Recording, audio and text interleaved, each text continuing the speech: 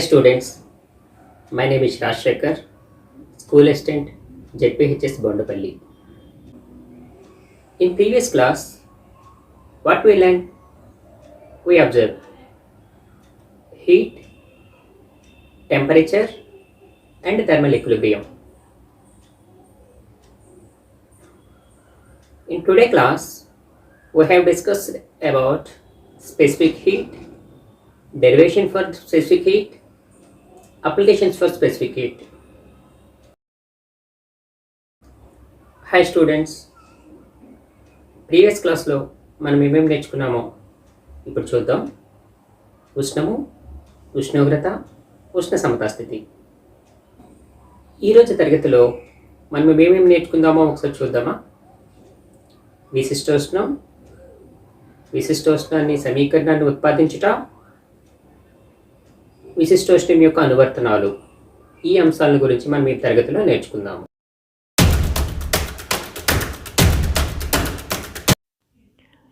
The specific heat of a substance is the amount of heat required to raise the temperature of unit mass of the substance by 1 unit.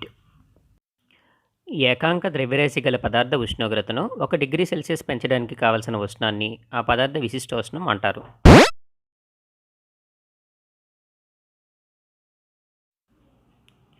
ఒక పెద్ద జాడీలో నీటిని తీసుకుని 80 degree Celsius వరకు వేడి చేయండి.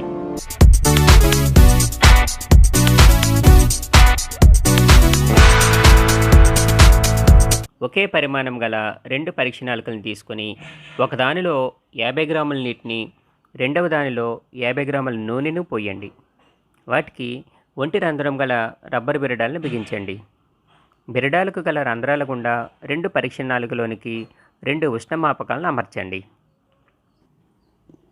2 పరీక్ష నాళికలను రిటార్డ్ స్టాండ్ల సహాయంతో వేడినీటి జాడీలో ఉంచండి. ప్రతి 3 నిమిషాలకు ఒకసారి ఉష్ణమాపకాల రీడింగులను గమనించి మీ నోట్బుక్లో నమోదు చేయండి.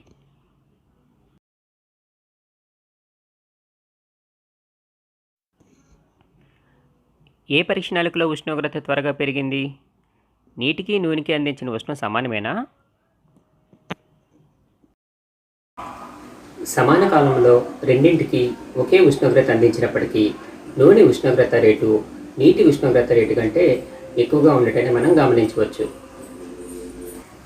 ఈ కృషి ద్వారా మనం ఏం తెలుసుకున్నామంటే ఉష్ణోగ్రత పెరుగుదల రేటు పదార్థ స్వభావంపై ఆధారపడి ఉంటుందని మనకు తెలుస్తుంది. స్టూడెంట్స్, ఇదే యాక్టివిటీని లైవ్లో ఒకసారి చూద్దామా. దీన్ని ప్రజెంట్ చేస్తున్న వారు రాఘవ కుమార్ గారు, ZPHS పెదవేమలి. Let us conduct an activity to understand the amount of heat absorbed by a body depends upon the nature of the substance. అంటే ఒక పదార్థం గ్రహించే ఉష్ణము పదార్థం యొక్క స్వభావంపై ఆధారపడుతుందని తెలుసుకోవడానికి మన కృత్యాన్ని నిర్వహిద్దాం.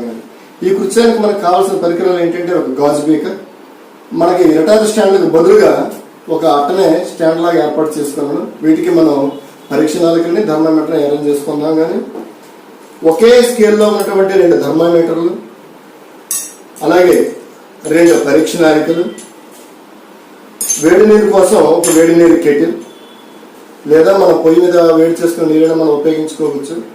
మరి 2 పదార్థాలను మనం కంపేర్ చేయాలనుకుంటున్నాం కాబట్టి ఒక పదార్థంగా ఆయిల్ తీసుకుంటున్నాడు, రెండో పదార్థంగా వాటర్ తీసుకుంటున్నాడు. ఈ యాక్టివిటీ ఎలా చేయాలి ఇప్పుడు మనం చూద్దాం. ముందుగా మనం వాటర్ని కెటిల్లో తీసుకుని వేడి చేద్దాం. అంటే వేడి నీరు మన కృత్యానికి అవసరం కాబట్టి ముందు వేడి చేసి ఈ బేకర్లో సగం కంటే ఎక్కువ నీరు ఉండేలాగా మనం తీసుకున్నాం. మొదటగా ఆల్రెడీగా వేడి చేసినటువంటి నీరు ఉంది, ఆ నీరుని ఈ గాజు బేకర్లో పోతాం. అంటే ఇప్పుడు ఈ కృత్యంలో మనం ఏం చేయబోతున్నాము అంటే ఈ 2 పదార్థాలకి ఆయిల్కి వాటర్కి ఒకే రకంగా ఉష్ణాన్ని అందించే ప్రయత్నం మనం చేస్తున్నాము. దానికోసమే ఏర్పాటు అంతా కూడా.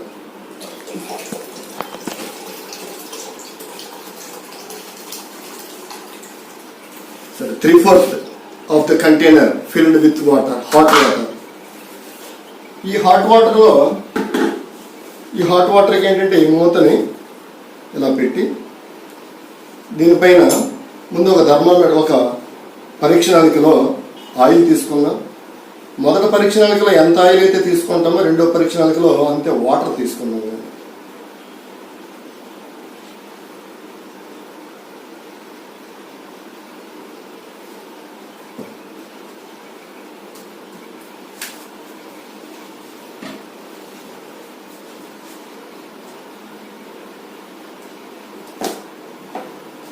ఈ రైట్ సైడ్ హోల్ ద్వారా ఈ ఆయిల్ వాటర్లో ఉండేటట్లుగా మనం తీసుకుందాం. రెండవ రంధ్రం ద్వారా నీరు ఉన్నటువంటి పరీక్షణాలకి అంతే మోతాదులో నీరు తీసుకొని నీరు ఉన్న పరీక్షణాలకి కూడా ప్రవేశపెట్టాం. మొట్టమొదటిసారిగా ఈ 2 థర్మామీటర్లో ఉన్నటువంటి రీడింగ్స్ ఒకేలా ఉన్నాయి. అంటే ఇవి గది ఉష్ణోగ్రతను తెలియజేస్తున్నాయి. అంటే ఇప్పుడు మనం ఏం చేస్తున్నామంటే ఆయిల్కి వాటర్కి ఒకే రకమైనటువంటి ఉష్ణాన్ని అందించే ప్రయత్నం చేస్తున్నాము. రెండిటికి ఉష్ణాన్ని అందిస్తే ఉష్ణోగ్రత పెరుగుతుందని మనకు తెలుసు. రెండిటికి కూడా ఉష్ణోగ్రత పెరిగే స్వభావం ఒకే రకంగా ఉందా లేదా, అంటే రెండు ఉష్ణాన్ని గ్రహించే స్వభావము ఒకే రకంగా ఉందా లేదా తెలుసుకునే ప్రయత్నం చేద్దాం. మరి ఇప్పుడు రెండింటిని కూడా మనం జాగ్రత్తగా పరిశీలించినట్లయితే ఇక్కడ ఉష్ణోగ్రతలో ఉన్నటువంటి ఈ రీడింగ్స్ అనేది జాగ్రత్తగా అబ్జర్వ్ చేయండి. ఆయిల్లో ఉన్నది ఇక్కడ రెండింటి కూడా ఫారెన్హీట్ స్కేల్లో ఉన్నటువంటి థర్మామీటర్స్ నేను తీసుకున్నాను. ఈ రెండింటిలో సుమారుగా ఒకేలా ఉంది. కాసేపు ఒక 2 నిమిషాల తర్వాత మనం మరలా వాటి ఉష్ణోగ్రతలని పరిశీలిద్దాం. కానీ అంటే ఏది ఎక్కువ త్వరగా వేడెక్కుతుంది, ఏది త్వరగా చల్లారుతుంది అని తెలుసుకునే ప్రయత్నం కోసము ఏ యాక్టివిటీ మనం చేసింది ఏంటి అంటే ఇక్కడ 2 పరీక్షణాలకి కూడా వేడి నీటిలో మునిగేయలేవు అనేది జాగ్రత్తగా గమనించుకోవాలి. ఆ వీటి నీటిలోనూ మరి ఆయిల్లో కూడా థర్మామీటర్ బల్బులు కూడా మునిగి ఉన్నాయి. ఇప్పుడు మరి జాగ్రత్తగా అబ్జర్వ్ చేయండి. రెండింటి తాలూకు ఉష్ణోగ్రతలు వేరువేరుగా ఉన్నాయి. అంటే నీటి తాలూకు ఉష్ణోగ్రత 104 డిగ్రీల ఫారెన్హీట్ అయితే ఆయిల్ ఉష్ణోగ్రత 113 డిగ్రీల ఫారెన్హీట్కి వచ్చేసింది. అంటే ఏది త్వరగా వేడెక్కుతుంది? ఆయిల్ త్వరగా వేడెక్కుతుంది. ఏది నెమ్మదిగా వేడెక్కుతుంది? వాటర్ నెమ్మదిగా వేడెక్కుతుంది. అంటే రెండింటికి ఒకే రకమైనటువంటి ఉష్ణాన్ని అందిస్తున్నప్పటికీ ఉష్ణాన్ని తీసుకునేటటువంటి స్వభావము రెండింటికి ఒకే విధంగా లేదు. కొన్ని పదార్థాలు త్వరగా ఉష్ణాన్ని పొందుతాయి, కొన్ని పదార్థాలు నెమ్మదిగా ఉష్ణాన్ని తీసుకుంటాయి. Even though we are providing same heat to both water and oil becomes hot fast than water. And the temperature of oil is more when compared with the temperature of the water. Why? Oil absorbs heat energy very fast, but water absorbs heat energy in a slow manner. అంటే ఉష్ణాన్ని గ్రహించే స్వభావం పదార్థానికి మారిపోతూ ఉంటుంది.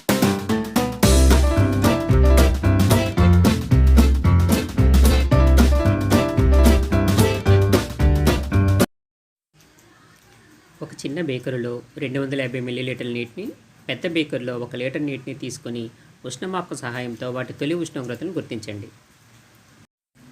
బీకర్లలోని నీటి ఉష్ణోగ్రత వాటి తొలి ఉష్ణోగ్రత కంటే 60 డిగ్రీ సెల్సియస్ పెరిగే వరకు 2 బీకర్లను వేడి చేయండి. 2 బీకర్లలోని నీటి ఉష్ణోగ్రత 60 డిగ్రీల కన్నా పెరగడానికి అవసరమైన కాల వ్యవధులను గుర్తించండి. ఏ బీకర్లోని నీటికి ఎక్కువ సమయం పట్టింది? ఉష్ణోగ్రత పెరగడానికి చిన్న బీకర్లో నీటితో పోలిస్తే పెద్ద బీకర్లో నీటికి ఎక్కువ సమయం పట్టిందని మీరు గమనించవచ్చు. దీనిని బట్టి ఉష్ణోగ్రతలో మార్పు సమానమైనప్పటికీ తక్కువ ద్రవ్యరాశి గల నీటి కంటే ఎక్కువ ద్రవ్యరాశి గల నీటికి ఎక్కువ ఉష్ణశక్తిని అందించవలసి వచ్చిందని అర్థమవుతుంది. ఒక పదార్థం గ్రహించే ఉష్ణంకి సమీకరణం ఉత్పాదించాలి అంటే ఆ పదార్థం గ్రహించే ఉష్ణం ఏ అంశాలపై ఆధారపడుతుందో ముందు తెలుసుకోవాలి. ఏ అంశాలపై ఆధారపడుతుంది అంటే మొదటిది పదార్థం యొక్క ద్రవ్యరాశి, రెండవది ఉష్ణోగ్రతలో వృద్ధి, అంటే ప్రారంభ ఉష్ణోగ్రత నుండి ఎంత ఉష్ణోగ్రతకు వేడి చేస్తున్నాము అనే అంశంపైన ఆధారపడుతుంది. ఇందులో ముఖ్యంగా మొదటిది ద్రవ్యరాశికి పదార్థం గ్రహించే ఉష్ణానికి ముందు సంబంధాన్ని అవగాహన చేసుకోవడానికి వచ్చిన పరిచయం చేద్దాం. కానీ first of all we should know on what factors the amount of heat absorbed depends. The amount of heat absorbed by a substance mainly depends upon the mass of the substance and temperature difference. First, we should study the relation between the amount of heat absorbed by a substance and its mass. దీనికోసం మనం ఏం చేస్తున్నామంటే ఒక steel plate తీసుకున్నాను, ఆ steel ప్లేట్లో water వేసాను, అలాగే 2 ఒకే పరిమాణం గల 2 గ్లాసులు తీసుకొని ఒక గ్లాసులోనే మనం తక్కువ నీరు తీసుకున్నాను, ఒక గ్లాసులో ఎక్కువ నీరు తీసుకున్నాను. అంటే ఇవన్నీ కూడా ప్రారంభంలో ఇవన్నీ కూడా ఒకే ఉష్ణోగ్రత వద్ద ఉన్నాయి. అయితే ఇప్పుడు మన ప్రయత్నం ఏంటంటే రెండింటిని ఒకే ఉష్ణోగ్రతకి వేడి చేయాలి అంటే దేనికి ఎక్కువ ఉష్ణం ఇవ్వాలి, దేనికి తక్కువ ఉష్ణం ఇవ్వాలి అని తెలుసుకునే ప్రయత్నం చేద్దాం. ముందుగా టైమర్ని స్టార్ట్ చేద్దాం. అలాగే స్టవ్ని ఆన్ చేసుకొని ఉష్ణాన్ని అందించే ప్రయత్నం చేద్దాం. అంటే రెండిటికి ఒకే విధంగా ఉష్ణాన్ని అందించడం కోసమే ఈ ఏర్పాటు. రెండింట్లో కూడా ముందుగా మనం అమర్చుకున్నటువంటి థర్మామీటర్ని అందులో పెడతాం. ఎక్కువ ద్రవ్యరాశి ఉన్న నీటిలో ఒక థర్మామీటర్ని, తక్కువ ద్రవ్యరాశి నీరు గల గ్లాసులో ఒక థర్మామీటర్ని పెట్టినాం. ఇక్కడ మనం తీసుకున్న థర్మామీటర్లు రెండు కూడా ఫారెన్హీట్ స్కేల్లో ఉన్నాయి. ప్రారంభంలో ఈ రెండు కూడా 95 డిగ్రీల ఫారెన్హీట్ దగ్గర ఉంది. ఈ రెండు కూడా ఒకే ఉష్ణోగ్రతకి ఆ రెండు వేడి చేయాలి అంటే దేనికి ఎక్కువసేపు ఉష్ణాన్ని ఇవ్వాలి, దేనికి తక్కువసేపు ఉష్ణాన్ని ఇవ్వాలి పరిశీలిద్దాం. కానీ మనకి ఎడమవైపు గ్లాసులో తక్కువ నీరు ఉంది, కుడివైపున గ్లాసులో ఎక్కువ నీరు ఉంది. ఇక్కడ 122 డిగ్రీల ఫారెన్హీట్కి వచ్చింది అంటే అది 50 డిగ్రీలకు చేరుకున్నట్లుగా లెక్క. ముందు ఇక్కడ ఎడమవైపు ఉన్నదంటే చూడండి, 118 డిగ్రీల ఫారెన్హీట్కి వచ్చింది. 122 డిగ్రీలకు రాగానే ఎడమవైపు ఉన్న గ్లాసును తొలగిద్దాం. కానీ ఇంకా కుడివైపుది ఇంకంతవరకు చేరుకోలేదు. జాగ్రత్తగా మనం పరిశీలిద్దాం. తక్కువ మనకి తెలుసు, తక్కువ ద్రవ్యరాశి గల పదార్థం వేరంగా వేడెక్కుతుందని, ఎక్కువ ద్రవ్యరాశి గల పదార్థం నెమ్మదిగా వేడెక్కుతుందని. సరే, ఇప్పుడు ఎడమవైపు గ్లాసులో చూడండి, అది 122 డిగ్రీల ఫారెన్హీట్కి చేరింది. అక్కడ టైమర్లో టైం చూడండి, 1 నిమిషం 24 సెకండ్ల టైం పట్టింది. ఇప్పుడు ఈ గ్లాసుని ఇక్కడ నుండి తొలగిస్తున్నాను. ఇప్పుడు ఎక్కువ ద్రవ్యరాశి గల నీరు కూడా అదే ఉష్ణోగ్రతకి చేరాలి అంటే ఎంత ఉష్ణం అవసరమో చూద్దాం. అంటే ఇంకా ఎంతసేపు ఉష్ణాన్ని ఇవ్వాలో మనం చూద్దాం. అంటే ఒకే ఉష్ణోగ్రతకి రెండింటికి వేడి చేయాలనుకున్నప్పటికీ రెండింటికి ఉష్ణాన్ని ఒకే రకంగా అందిస్తే సరిపోదు. ఒకదానికి ఎక్కువసేపు ఉష్ణాన్ని అందించాల్సి వస్తుంది, ఒకదానికి తక్కువసేపు ఉష్ణాన్ని అందించాల్సి వస్తుంది. దేనికి ఎక్కువసేపు ఉష్ణాన్ని ఇవ్వాలి? ఏదైతే ఎక్కువ ద్రవ్యరాశి కలిగి ఉందో దానికి ఎక్కువసేపు ఉష్ణాన్ని ఇవ్వాలి. ఏదైతే తక్కువ ద్రవ్యరాశి ఉందో దానికి తక్కువ సమయం మనం ఉష్ణాన్ని ఇవ్వాలి. ఇది కూడా మనకి 122 డిగ్రీల ఫారెన్హీట్కి చేరుకోవడాన్ని మనం పరిశీలించవచ్చు. ఇప్పుడు టైమర్లో టైం చూడండి, 2 నిమిషాల 8 సెకండ్లు కాలం పట్టింది. అంటే ఈ పరిశీలన ద్వారా మనకి ఏం తెలిసింది అంటే ఒకే ఉష్ణోగ్రతకి వేడి చేయాలి అంటే ఎక్కువ ద్రవ్యరాశి గల ఉన్నటువంటి నీటికి ఎక్కువ ఉష్ణాన్ని అందించాలి, తక్కువ ద్రవ్యరాశి గల నీటికి తక్కువ ఉష్ణాన్ని అందిస్తే సరిపోతుంది. అంటే పదార్థం గ్రహించే ఉష్ణం అనేది పదార్థం యొక్క ద్రవ్యరాశిపై ఆధారపడుతుంది, ద్రవ్యరాశికి అనులోమానుపాతంలో ఉంటుంది.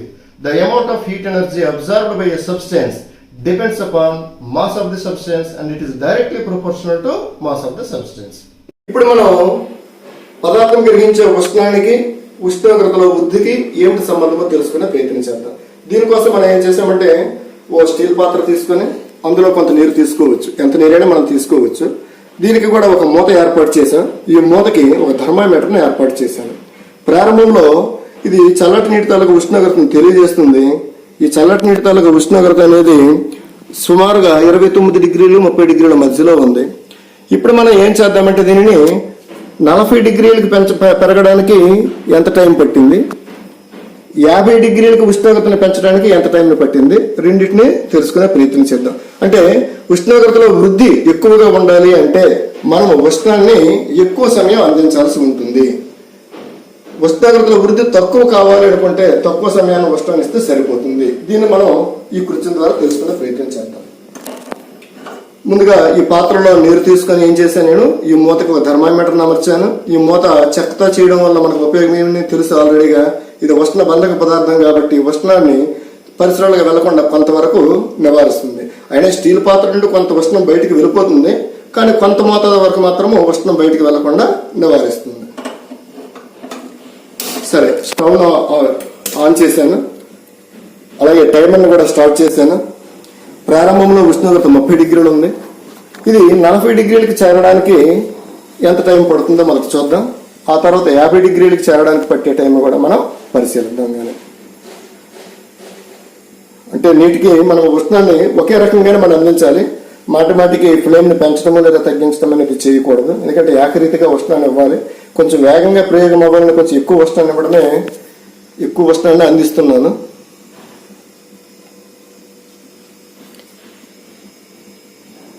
సరే, ఇప్పుడు థర్మామీటర్లో రీడింగ్ చూడండి, 34 డిగ్రీల వరకు చేరుకుంది. అది 40 సెకండ్లు అయ్యింది ప్రస్తుతానికి. అది 40 డిగ్రీల సెల్సియస్కి చేరుకోవడానికి పట్టే సమయం దగ్గర ఒకసారి మనం మరలా టైమర్ని చూద్దాం. కానీ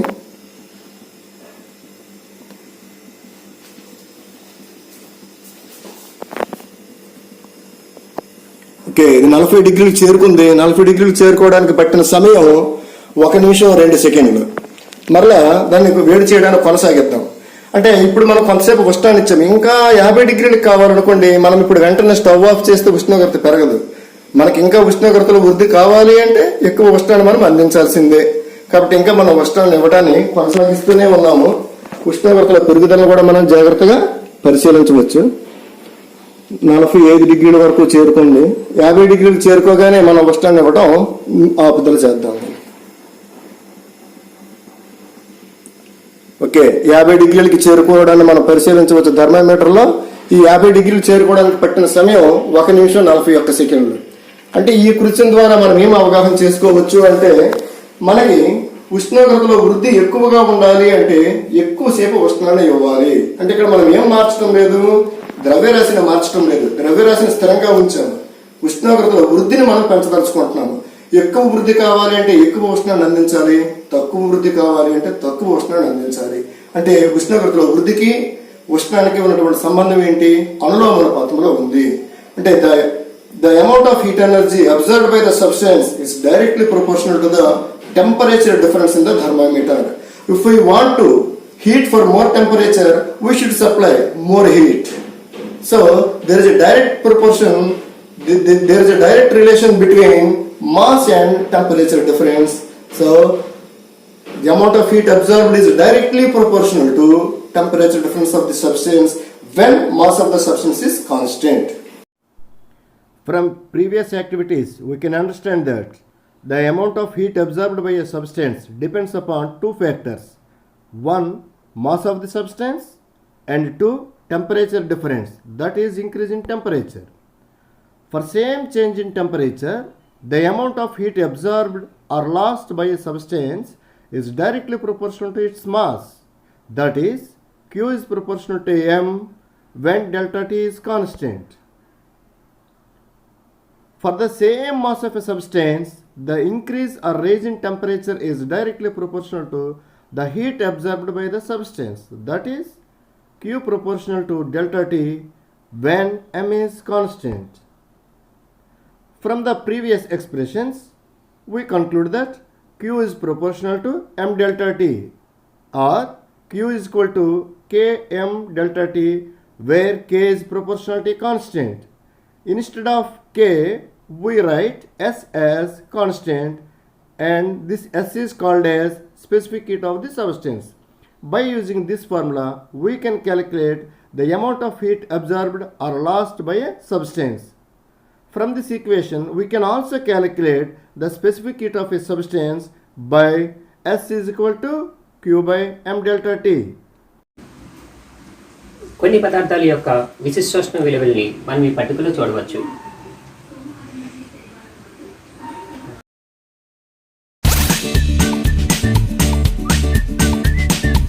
ఇంతవరకు మనం విశిష్టోష్ణం అంటే ఏమిటి, విశిష్టోష్ణ సమీకరణం ఏమిటి అనే విషయాలు మనం మాట్లాడాం కదా.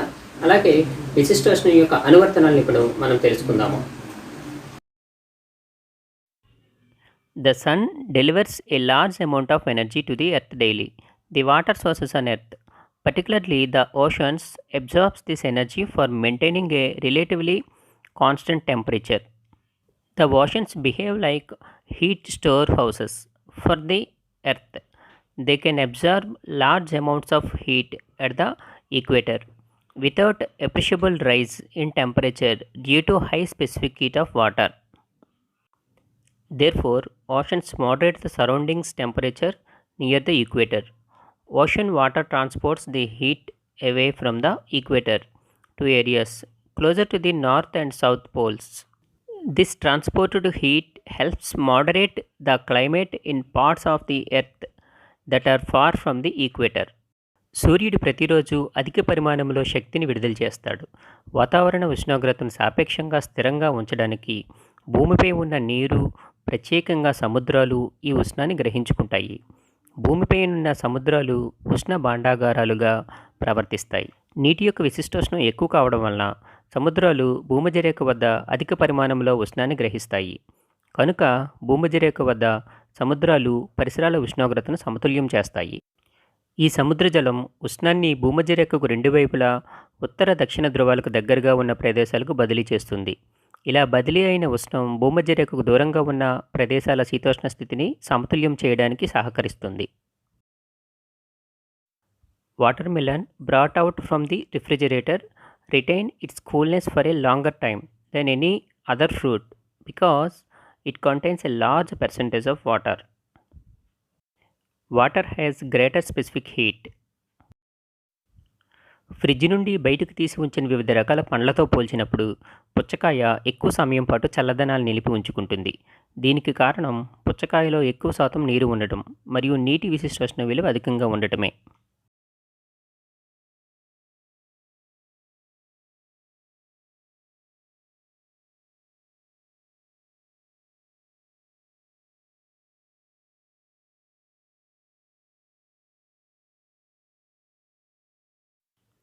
A samosa appears to be cool outside, but it is hot when we eat it because the curry inside the samosa contains ingredients with higher specific heats.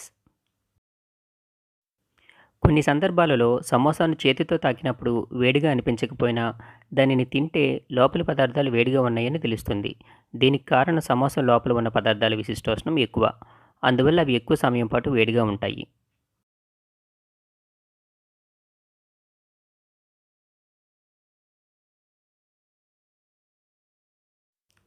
In the summer, when you walk barefoot on a dirt road or grass, your feet not to get too hot. But the same, you walking on the asphalt road, the heat makes it difficult to walk. వేసవిలో చెప్పులు వేసుకోకుండా మట్టి road లేదా గడ్డిపై నడిచినప్పుడు కాళ్ళకు అంతగా వేడి తగలదు. కానీ అదే మీరు తారు రోడ్డుపై నడిచి చూడండి, వేడి వల్ల నడవడం కష్టంగా ఉంటుంది.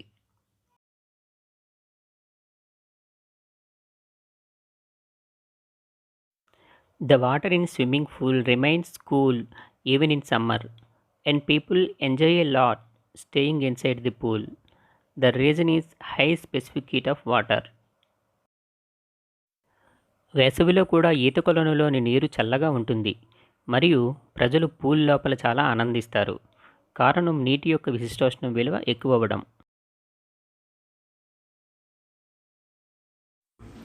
స్టూడెంట్స్ అందరూ క్రింది డిస్క్రిప్షన్లో గల వర్క్షీట్ను నింపి పంపవలెను.